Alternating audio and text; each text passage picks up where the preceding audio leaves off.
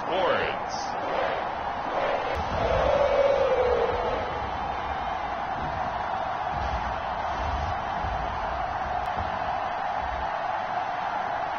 From the banks of the Ohio, there's a look at what's now known as Paycor Stadium here in Cincinnati. Tonight we reach the unofficial midway point of the season with a good Monday night battle. Dolphins and the Cincinnati Bengals.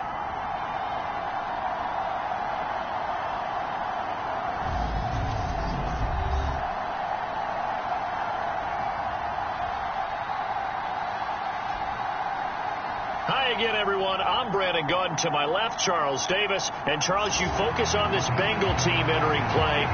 They were winners last time out, so they'll be looking, Charles, to make it 2 in a row. And what I enjoyed when I watched their game tape and their victory last week is they put it together in every phase. Good offense, good defense, and some key plays on special teams. Let's see if they can get that second win in a row. This will be a touchback. Here come the Bengals now to take over. And leading them out there, their 6'5" quarterback.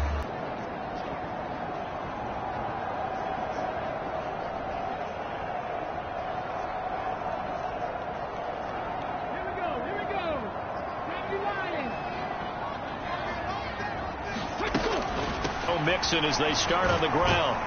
And he'll hope that this is not a sign of what's in store as he has to fight just to get back to the line of scrimmage. Call it no gain on the game's first play. And it's second down now. Defensively, though, they had a chance there to hit him for a loss. Couldn't get it done. Looked like a knife into the backfield, but he wasn't able to get him down. But his compatriots, they were able to grab him at the line of field. Now he'll look to throw here on 2nd and 10. And that nearly an interception here on this opening drive, but he gets a reprieve. It's 3rd down. And boy, he is very close to a first down, but from where they're spotting that football, he's going to be a foot or so short. So they'll get 10 there, but it leaves them just short for 4th down. On 3rd down, you'll give them that. You just want to make sure that you play the first down line. They were able to get him down and force the punt. On 4th down, A.J. Cole comes on to punt. He was called on 3 times in the win last week as his first one here's away. This is taken at the 18. 44-yard punt, return of 9. And it'll be Dolphin football.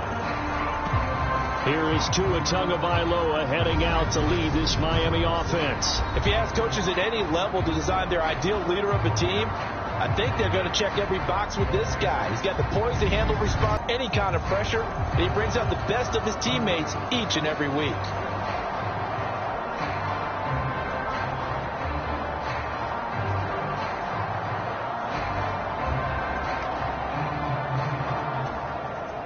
Tua and the Dolphins now with a 1st and 10 at their own 27.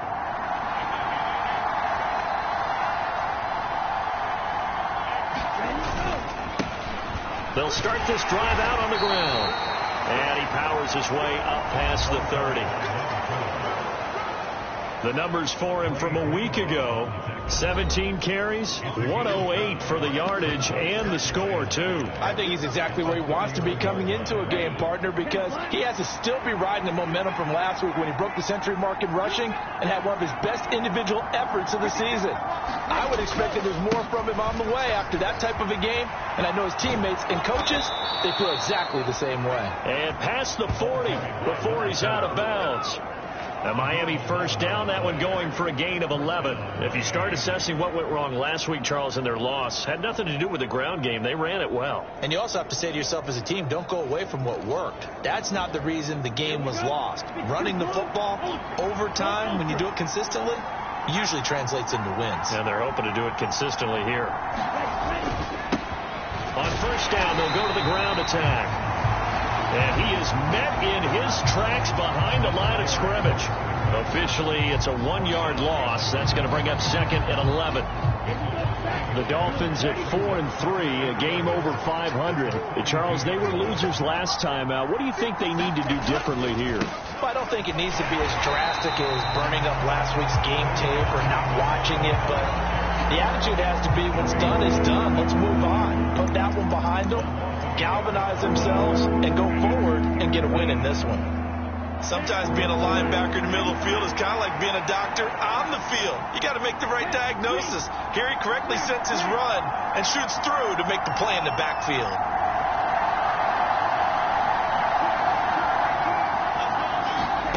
Throwing is Tagovailoa on third down here. Oh, he tries to force it in, and it's intercepted.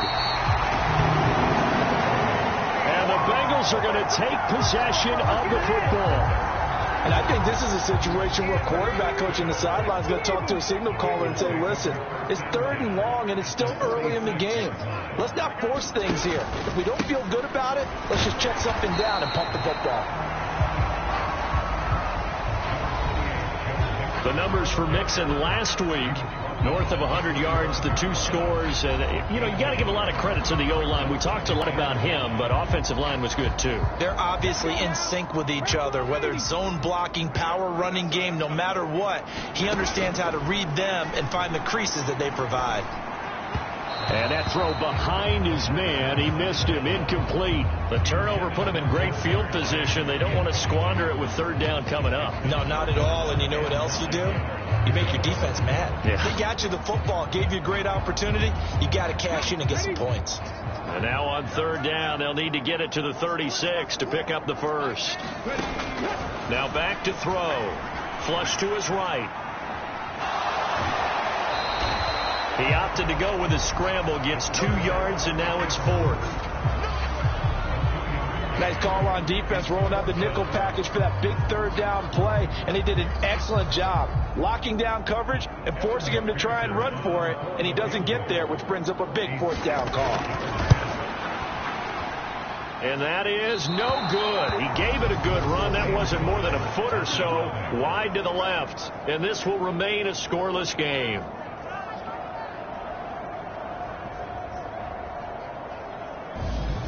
I don't care who you are. 60 yards is a very ambitious attempt. Hard to make even in practice in the best of conditions. And now, worst of all, you give the other guys the ball to start their drive at midfield. Davis Price on 1st and 10. And he stopped immediately there.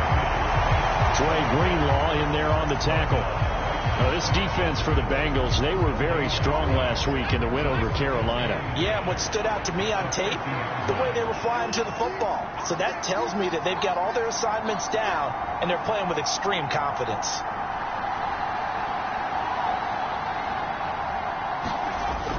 The play-action fake. They'll look to throw. On the run, he'll let this go deep right side. And that will be incomplete. Trying to dial up the long way out there, but it'll be 3rd down. Brandon, we saw these defenders flying to the football in their win last week, and nothing has changed. They're still moving around quickly and forcing incompletions. They'll send a receiver in motion left.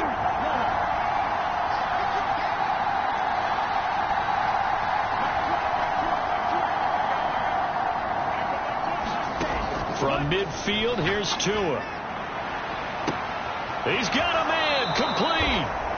And he will step out of bounds down near the 10-yard line. They're able to convert on 3rd down, and that sets up a 1st and goal.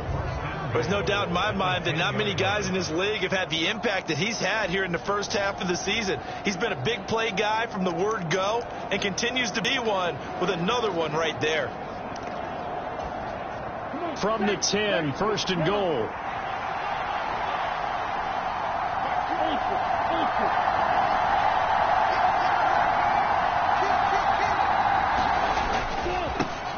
They'll try and run this one right up the gut. And from the 9, they get this to the 5-yard line. So that run gets them about halfway home. Yeah, it's now 2nd and goal. The end zone beckons. It looms. They can do whatever they want. Full playbook.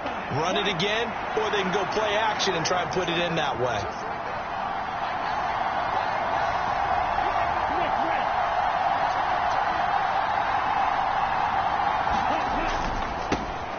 On 2nd and goal, they'll give it to him again. And he takes it into the end zone for the Dolphin touchdown. A great effort there. with his 6th rushing touchdown on the year. And the Dolphins will claim the early lead as they're on the board first here tonight. So a good job there, Charles, taking advantage of the short field, and they score first, punching it in on the short touchdown run. I love the theme there, right? They didn't have to do anything big on that drive. Took advantage of where they were on the field, took it downfield, put the ball in the end zone. The only thing big on that drive, the 6 on the scoreboard. Point after, right down the middle. And that makes the score 7-0.